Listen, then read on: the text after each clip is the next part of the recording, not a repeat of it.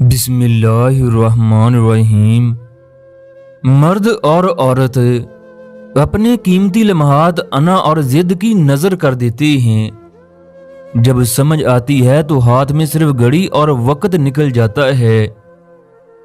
عورت کی یہ بہادری ہے کہ وہ ایسے مرد کے ساتھ ساری زندگی گزار دیتی ہے جو بات بات پر گھر چھوڑنے کا تانا دیتا ہے۔ اپنے آس پاس کے لوگوں سے ہمیشہ خوش اخلاقی سے پیش آؤ۔ نہ جانے جن سے آپ سختی سے مخاطب ہوں وہ زندگی کے کس تکلیف دہ مقام سے گزر رہے ہوں۔ جس گھر کا مرد ہر بات بیوی سے پوچھ کر کرے وہاں عورت ہی سردار ہوتی ہے۔ وہاں کبھی بچوں کا رشتہ نہ کرنا، کیونکہ اس گھر کی بنیادیں بہت کمزور ہوتی ہیں۔ جس گھر کا مرد روبدار ہو اس گھر کی عورتیں بھی عزت کے ساتھ جیا کرتی ہیں۔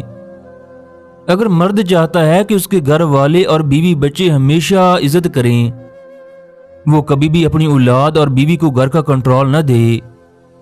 مرد سب کچھ اپنے لیے نہیں کماتا، عورت سب کچھ اپنے لیے نہیں پکاتی۔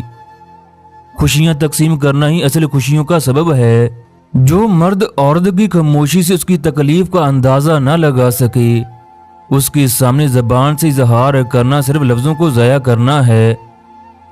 عورت کے لیے کبھی کبھی ٹھوکریں بھی اچھی ہوتی ہیں۔